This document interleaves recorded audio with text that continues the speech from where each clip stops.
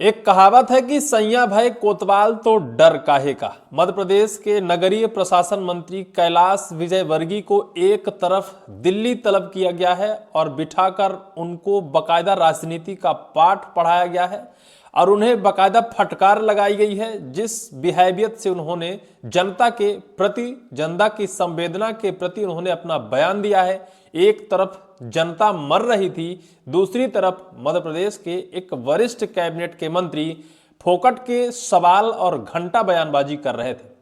दूसरी तरफ मध्य प्रदेश के इंदौर शहर के एक ऐसे नेता की चर्चा हो रही है, एक ऐसे धुरंधर सांसद को वहां की जनता तलाश रही है जिनको इतना वोट दिया था कि सबसे ज्यादा वोट से उन्हें सांसद जनता ने बनाया था।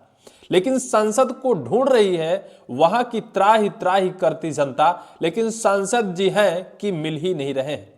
तीसरी तरफ कैलाश विजयवर्गीय इंदौर शहर में आकर समीक्षा बैठक करते हैं, दिल्ली से वापस आते हैं।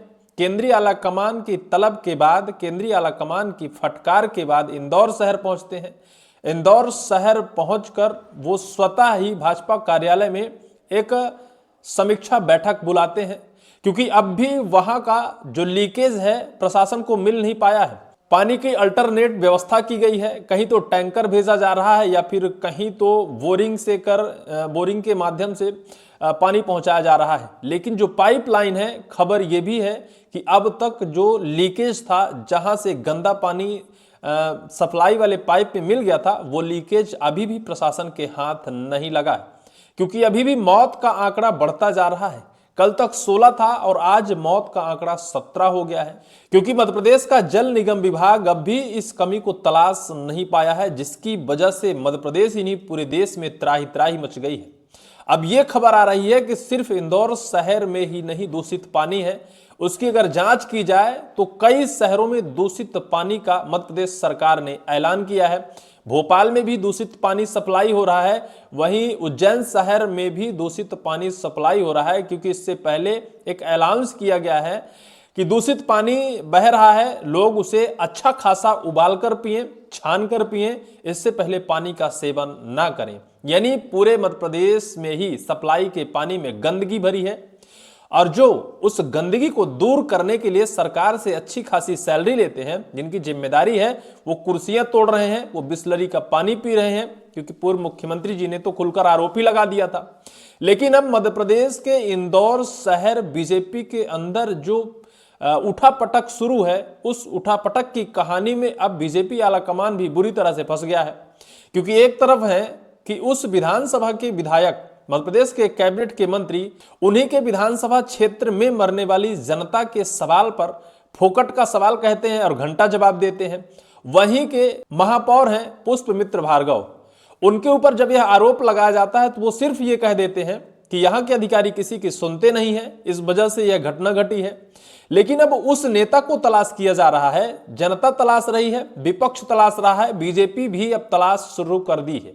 क्योंकि जहां इतनी बड़ी त्रासदी आई हो और जहां की जनता भर भर कर अपने सांसद को इतना वोट दिया हो कि चर्चाओं में रहे हो, आज जनता तलाश कर रही है कि इतना ज्यादा वोट पाने वाला सांसद आखिर है कहां।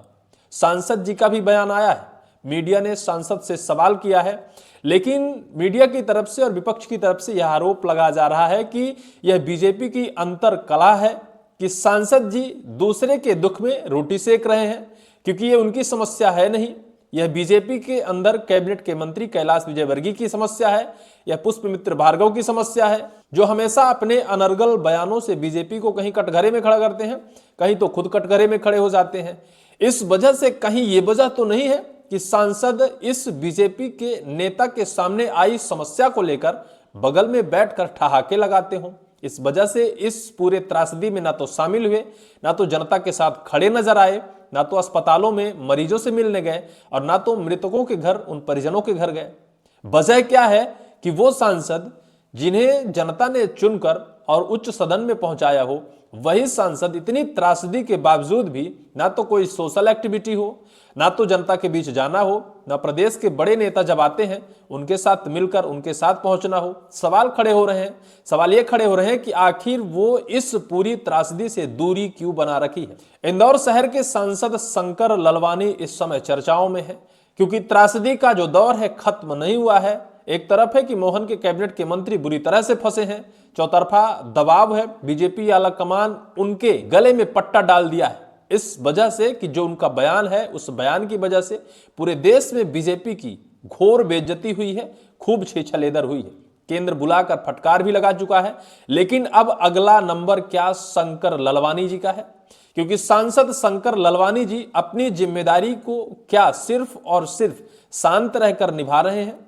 जनता मर रही है, जनता त्राही त्राही कर रही है, और सांसद महोदय हैं कि अपने बंगले से निकलना ही नहीं जानते हैं। सांसद महोदय हैं कि गोल हैं, गायब हैं। जनता तलाश रही है कि जो हमसे वादा करके गए थे कि आपके बुरे वक्त में हम आपके साथ खड़े होंगे, वो आखिर हैं कहां। सांसद शंकर ललवानी जी हैं कहां, किस परिस्थिति में है, किसके साथ खड़े हैं, किसी की मदद कर रहे हैं, कहीं कुछ पता नहीं चल रहा है। चलिए एक खबर की तरफ आपको हम ले चलते हैं, जो नई दुनिया की खबर है, जिसमें लिखा है भागीरथपुरा कांड के बाद भाजपा में आंतरिक उठापटक, सांसद ललवानी को लेकर भी उठ रहे हैं सवाल।